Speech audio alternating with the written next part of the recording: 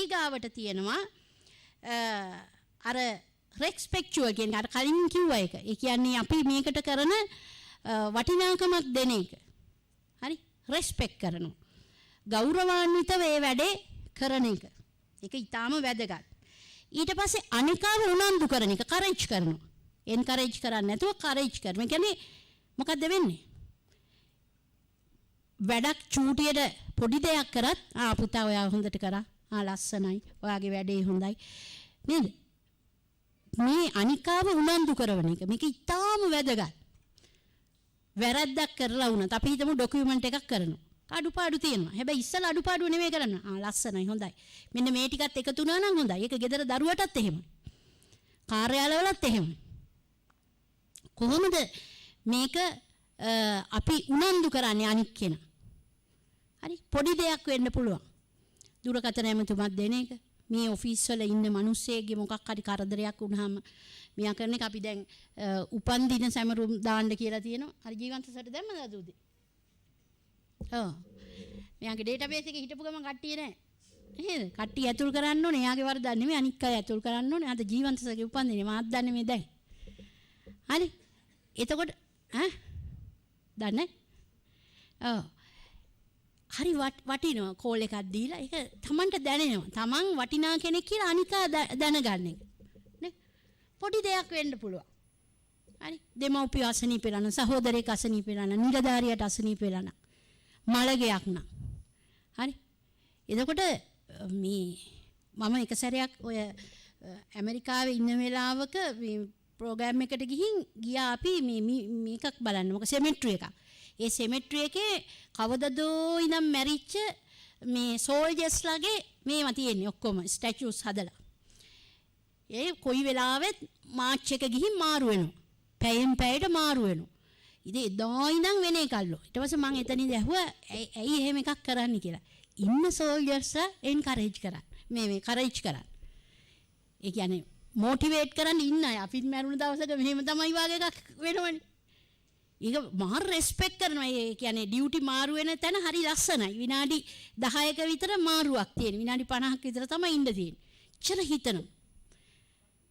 එතකොට අර ගෙදරක මල ගෙදරකට ගියාම දැන් මම කොහේ හරි මේ ළඟදී මල ගෙදරක ගියා. කොහෙද ගියේ? මේ ඊයේ පෙරේද?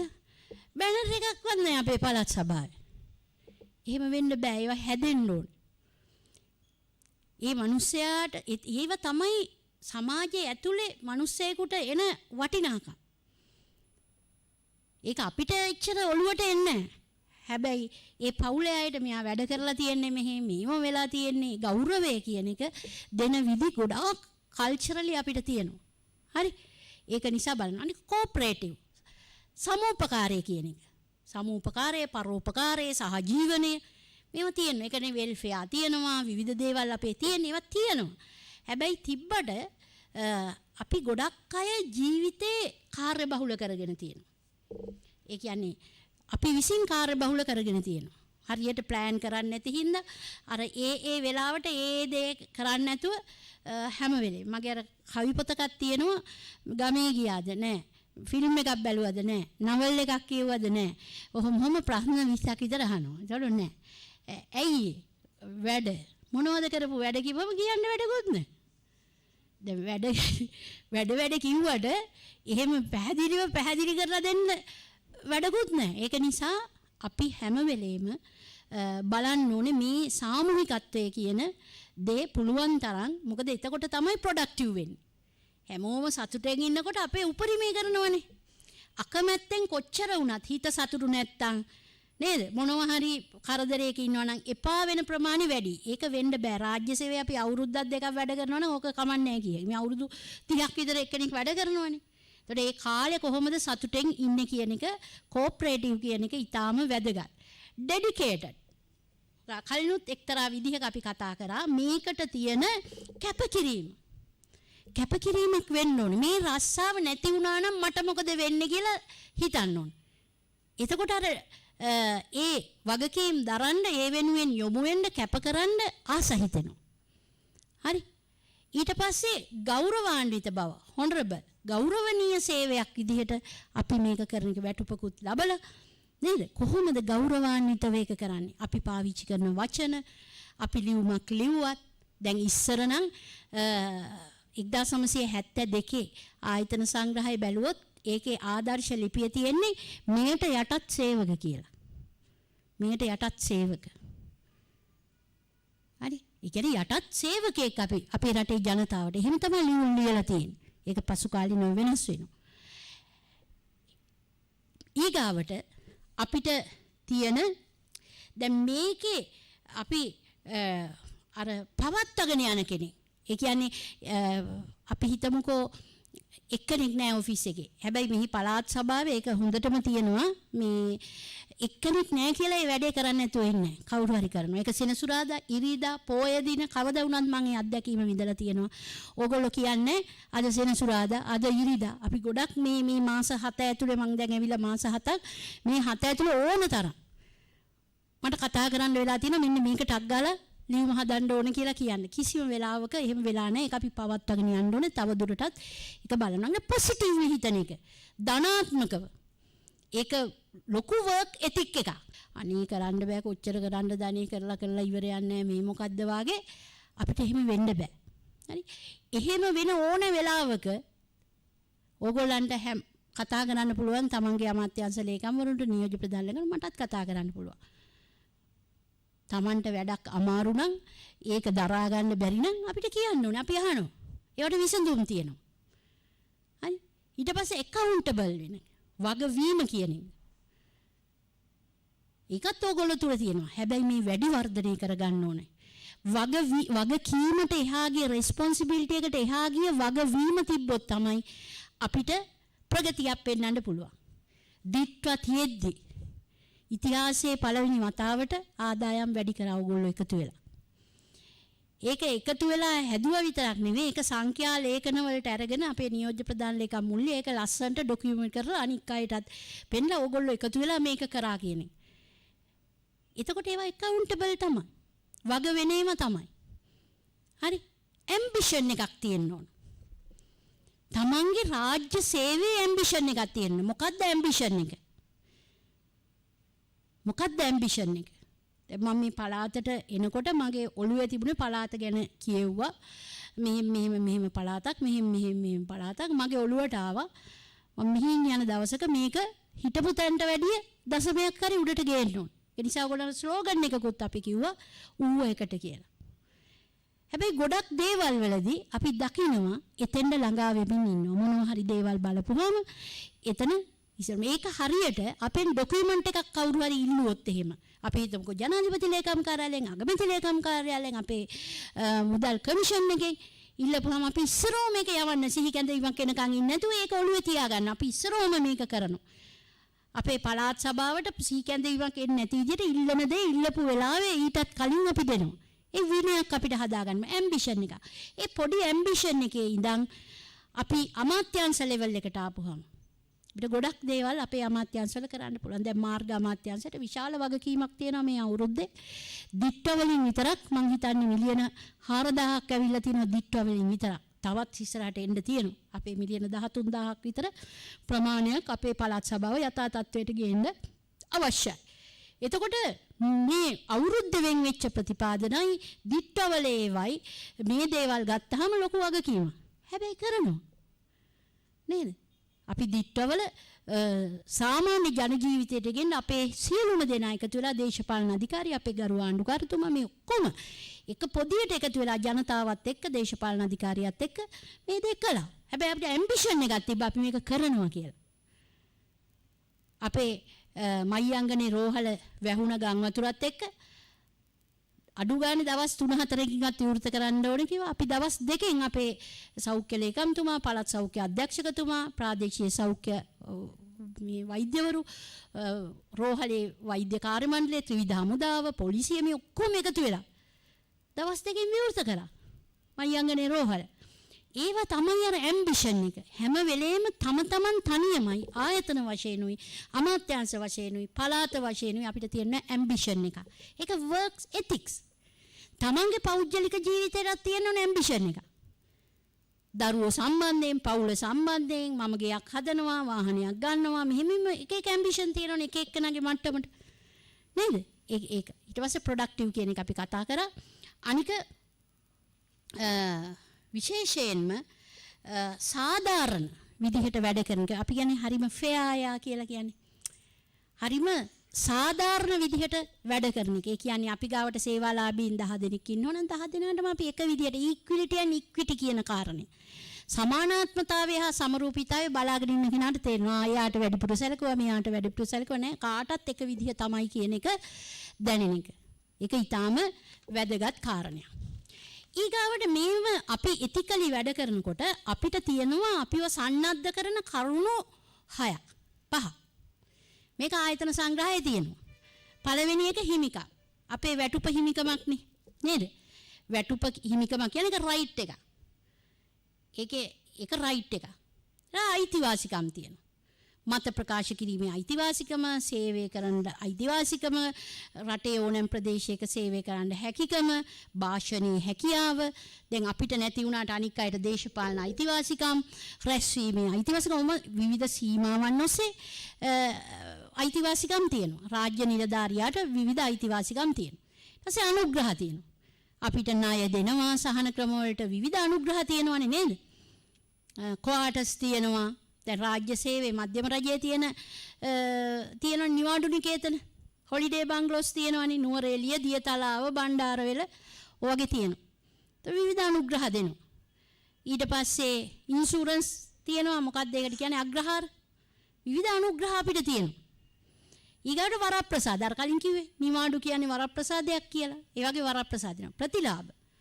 දැන් ප්‍රතිලාභ තියෙන හින්දා රාජ්‍ය සේවයට එන්නේ නේද? අපි කතාවට කියනවා පොල්ලෙල්ලේ වුණත් තිබ්බහම රාජ්‍ය ලාංඡනේ වටිනවා කියලා කතාවට කියන්නේ ජනවහරේ. නේද? රාජ්‍ය ලාංඡනේ වටිනවා කියනවා නේ. ඇයි රාජ්‍ය සේවයට එන්නේ? බොහෝ දෙනයි රාජ්‍ය සේවයට එන්න හදන්නේ, දඟලන්නේ ඇයි? ඒ ගෞරවාන්විත බවක් තියෙනවා. ඉන්න ඒකේ ගෞරවය රැක ගැනීමත් ඉතාම අවශ්‍යයි. එතකොට මේ කියන පස්සදෑරුම් දෙ හිමිකම්, අයිතිවාසිකම්, අනුග්‍රහ, වරප්‍රසාද, ප්‍රතිලාභ ඔය පහම ගැන ආයතන සංග්‍රහයේ තියෙනවා. චැප්ටර්ස් වල වෙන වෙනම තියෙනවා. එතකොට මේ දේවල් සම්බන්ධයෙන් නොලැබුණෙම නිලධාරියෙකුට කටයුතු කරන්න පුළුවන් කොහොමද කියලා තියෙනවා. මේවා වැරදි විදිහට භාවිතා කරාම මොනවද වෙන්නේ කියලා ආයතන සංග්‍රහයේ 47 48 පරිච්ඡේදවලක් තියෙනවා. විනයකාර පටිපාටි. එතකොට මේවා එතික්ස්. හරි. එතකොට අපි පළාතක් වශයෙන් බලන්න ඕනේ මේ දේවල් කඩ වෙනකොට ඇති වෙන තත්ත්වයක් එක්ක ඒ එතික්ස් කොහොමද ශක්තිමත් කරගන්නේ. දැන් ලෝකේ තියෙනවා ඔබ අහලා ඇති හොට් ස්ටෝ තියරි කියලා එකක්. ගිනිගෙන දැවෙන උදුන් සංකල්පය. Hot stove theory. ගිනිගෙන දැවෙන උදුන් සංකල්පය කියන්නේ මෙතන තියෙන ලොකු ගිනිගෙන දැවෙන උදුන. ඒක තමයි ආයතන සංග්‍රහයේ විනයකාර පටිපාටි කියන්නේ. එතකොට මෙතන ලොකු ගිනිගෙන දැවෙන උදුනක් තියෙනවා නම් අපිට පොඩි තිගැස්මක් ඇති වෙනවා. එතකොට ආයතන සංග්‍රහයේ 47 48 පරිච්ඡේද කියවලා තියෙන කෙනෙකුට පොඩි තිගැස්මක් තියෙනවා. මේ වරද කරොත් මෙහෙම වෙනවා කියලා. ඊගාවට ඒක ඇල්ලුවොත් පිච්චෙනවා කියලා දැනගන්න. ගිනිගෙන දැවෙන උදුන තියෙනවා හොට් ස්ටෝ එකක් තියෙනවා නම් ගිනිගෙන දැවෙන උදුනක්. එතකොට ඒ තියරි එකේදී කියන්නේ ඇල්ලුවොත් පිච්චෙන්න ඕන. වරදක් කරොත් දඬුවම ලැබෙන්න ඕන. දැන් අපේ පළාතේ ඇත්තටම තියෙනවා වරද කරලා තියෙනවා සමහර විට දඬුවම් ප්‍රමාද කරගෙන ගිහින් එහෙම අපිට හම්බ වෙනවා. ඊගාවට අල්ලපු ගමන් පිච්චෙන්න ඕන. වරද කරපු ගමන් දඬුවම හම්බ වෙනවා. සමහර වැරදි කරලා අවුරුදු 12 13 14 ගිහින් එහෙම වෙන්න බෑ කියලා මේකේ කියන්නේ. වරදක් කරපු ගමන් ඒකට දඬුවම දෙන්න ඕන. ඊගාවට හොට් ස්ටෝ තියරි වල කියනවා අල්ලන තරමට පිච්චෙන්න ඕන. ඒ කියන්නේ ටිකක් ඇල්ලුවොත් ටිකක් පිච්චෙනවා, තද කරලා ඇල්ලුවොත් ගොඩක් පිච්චෙනවා. ඒ කියන්නේ මොකද්ද? සුළු වරදක් කළොත් සුළු දඬුවමක්, දැඩි වරදක් කළොත් දැඩි දඬුවමක්. උපලේඛන 1 2 යටතේ අපේ තියෙනවා පැහැදිලිව දඬුවම් දෙන්නේ කොහොමද කියලා. පස්වෙනි කාරණේ තමයි හොට් ස්ටෝ තියරි වල කියන අල්ලන ඕන කෙනෙක් පිච්චෙන්න ඕන. උඳුන ගිනිගෙන දැවෙනවා නම් X පිච්චෙන්නයි Y පිච්චෙන්නේ නැතුව ඉන්නයි බෑ. එතකොට තමයි අර විෂමතා ඇති වෙන්නේ ආයතන ඇතුලේ. එයාට එක විදිහක, මට එක විදිහක, එයාට එක විදිහකට, අරයට තව විදිහක එක එක හැන්දෙන් බෙදනවා කියලා වෙන්නේ ඔන්න ඒ තුල. ඒක නිසා අර ට්‍රස්ට් එක ඇති වෙන්න, විශ්වාසනීයත්වයේ තහවුරු වෙන්න works ethics වල තියෙන ප්‍රධාන කාරණයක් තමයි ඔය හොට්ස්ටෝ තියරි වල තියෙන ගිනිගෙන දැවෙන උදුන් සංකල්පේ ලෝකෙම පිළිගන්න එකක්. විනයකාර පටිපාටියේදී විනය පවත්වාගෙන යෑමේදී disciplinary action ගන්න වෙලාවේදී අනුගමනය කරන්න ඕන දෙයක්. ඇත්තටම කළමනාකරණයේදී කියන්නේ ethics වල ඉහළම තලයේදී කියන්නේ අර පශ්චාත් පාලනයට වඩා පූර්ව පාලනය හොඳයි කියලා. පූර්ව පාලනය කියන්නේ චක්‍රලේඛනිකුත් කරනවා, මාර්ගෝපදේනවා, උපදේශ දෙනවා, පුහුණු කරනවා, කරලා පූර්ව පාලනයක් කරනවා. ඔවම කරන්න එපා කියලා පූර්ව පාලනයක් කරනවා. සමගාමී පාලනය කියන්නේ ongoing controlling system එකක්. අපි ප්‍රගති සමාලෝචන රැස්වීම් තියෙනවා, උපදේශ දෙනවා, අධීක්ෂණය කරනවා, field visit යනවා, ongoing controlling system එකක්. post controlling system එක තමයි විගණන විමසුම් දාන එක, විනය පරීක්ෂණ කරන එක. ඒක විශේෂයෙන්ම දියුණු පද්ධති ඇතුලේ අර පූර්ව පාලනය හොඳට තියෙනවා නම් අරව අඩු වෙන්න ඕන. ඒකට පළාත තුල ඒ දේවල් වැඩි තියෙනවා නම් අපි හිතන්න ඕනේ තව පූර්ව පාලනය අපි කරන්න ඕනේ. පුළුවන් තරම් චක්‍රලේඛනිකුත් කරන්න, දැනුවත් කරන්න, පුහුණු වීම කරන්න, විවිධ ඇගයීම් කරන්න, අභිප්‍රේරණය කරන්න, මේ වගේ දේවල් කරන්න අවශ්‍යයි කියන කාරණේ. ඊගාට මුලදී වෙනවනේ අපේ රාජ්‍ය සේවයේ විවෘත තරග විභාග වලින් එන අය නම් අවුරුදු 3ක පරිවාස කාලයකට යටත් වෙනවා. සීමිත තරග විභාග වලින් එන අය එක් අවුරුදු වැඩ බලන පරිවාස කාලයකට යටත් වෙනවා. මේ පරිවාස කාලය කියන එක හරීම වටිනා කාලයක්. Tamanගේ දැනුම, කුසලතාවය, ආකල්ප, අත්දැකීම්, පළපුරුද්ද සම්පූර්ණ කරගන්නේ ওই කාලය තුල. ඒතර පරිවාස කාලය ඇතුළේ හොඳට දේවල් පිළිබඳව දැනුම්වත් වෙන්න ඕනේ. කියවන්න ඕනේ. දැනුම ලබා ගන්න ඕනේ. හොඳට පරිණත වෙන්න ඕනේ මේ පරිවාස කාලය ඇතුළේ එක එක විෂයන් සම්බන්ධයෙන් තමන්ගේ තියෙන දැනුම.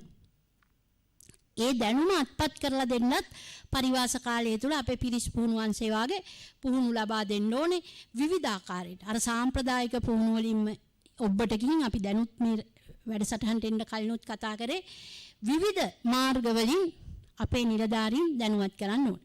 එතකොට මේ පරිවාස කාලය කියන්නේ රාජ්‍ය සේවයේ තමන්ගේ පාත් එක හරියට හදාගන්න තැනට එළඹෙන එක. හරි. ඒක ඊටාම වැදගත්. දැන් මම මගේ පරිවාස කාලයේදී තමයි මම වැඩ කරේ මේ මං කියලා තියෙනවා අපේ මේ SLS ඔෆිසර්ස්ලාට මගේ APA ගුණසේකර සර්. පරිවාස කාලෙක ඒ වාගේ නිලධාරීන් යටතේ වැඩ කරන එක හරිම වැදගත්. දැන් හැමදේම කියලා දෙනවා. ඉස්සර අපි වෙක්ක යනවා. ගොඩාක් වෙලාවට ඒ රැස්වීම වලට අදාළ නැතත් දෙතුන් දෙනෙක් එක් කරගෙන යනවා වාහනේ දාගෙන. බලාගෙන ඉන්න. ඒකට දවසක් අතිරේක ලේකම්වරයෙකුට දාලා තියෙනවා මිනිට් එකක්. ඔබ වැනි ජ්‍යෙෂ්ඨ මානලික නිලධාරියෙක්ගෙන් මේ වාගේ හොඳ වචනයක් ලියලා තිබෙ ලොකු පොල් ගෙඩි අකුරෙන් මේ ලියලා තිබ්බා මට මේ වචනේ දැන් මතකෙට එන්නේ මේ වගේ මෝඩ වැඩ කරන්න එපා වගේ එකක් තමයි මිනිට් එක ගහලා එවලා තිබ්බේ. දැන් අර ඒ අතිරේක ලේකම් සර් එතකොට මම සහකාර ලේකම් මට අඬ ගැහුවා. අඬ ගහලා බලහම්බන් මේක දැන් පල්ලෙහාට දාන්න බෑනේ බං. කාමරේට අඬ ගහලා ගැහුවා නම් හොඳයි මීට වැඩිය බලහන්කෝ මේක දැන් මොකද මං කරන්නේ මේකට කියලා බෑනලා ලියලා තියෙන්නේ මොකද කොකෙක් ගහලා යවලා. ඒක යා නිර්දේශයක් ලියන්න ඕනේ. කම්මැලිකමට පොඩි කොකෙක් ගහලා යවලා. දැන් අද මට ෆයිල් එකක් ඇවිල්ලා තිබ්බා කොකක් නෑ මෙහි. සබ්ජෙක්ට් එකක් කෙලින්ම මට දාලා මං ආපහු කතා කරන්න කියලා දාලා ෆයිල් එක යවුවා. අනේ කොකත් ඉගිල්ලා ගිහින්. එතකොට අර කොකෙක් ගහලා යවුවට තමයි අර ලියලා තියෙන්නේ. ඊට පස්සේ මං කිව්වා දෙන්නකො සර් මං ඕක කතා කරන්නම් කියලා. දැන් සර් ගාවට ගිහින් මං කිව්වා මෙහෙමයි සර් දැන් මොකද කරන්නේ? මොකද්ද කරන්නේ දැන් මේ ලේකම්ට එනකොට දාන්න බෑ මේක නිර්දේශේ.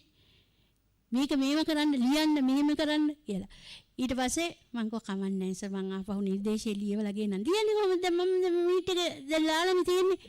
කියලා ඔව් සර් මම මොකක් හරි කරන්නම් කියලා ගිහින් මං කිව්වා සර් හරි මං ඒක කතා කරා කියලා ආපහු එයාගේ නිර්දේශය ලියවගෙන අර මිනිට් එකේ එක පැත්තක තිබ්බේ මිනිට් එක ගලවලා අරක දාගෙන ගිරින්චා. ගිහින් මම සර්ට කිව්වා සර් පිටුව අයින් කරා සර් ඒක හානියක් නැහැ සර් හිනා වෙලා සර් සංග්‍රහ. හැබැයි එදායින් පස්සේ කවදාවත් එහෙම වෙන්නේ අපි ගොඩක් වෙලාවට අනික් එක්කෙනාගේ හිත රිදෙයි කියලා සමහර දේවල් පාලනය කරන්නේ. ඒ කියන්නේ ඔය පරිවාස කාලේදී ඉගෙන ගන්න දේවල් අනන්තයි. අපි තාම ඉගෙන ගන්නවා. අපි කොච්චර දේවල් දන්නේ නැද්ද? හැමදේම දන්නේ. අපි හැම මොහොතකම මැරෙනකනොත් අපි ඉගෙන ගන්න ඕනේ. රාජ්‍ය සේවය කියන්නේ මේක ඉගෙනගෙන ඉවරයක් කරන්න පුළුවන් එකක් නෙවෙයි.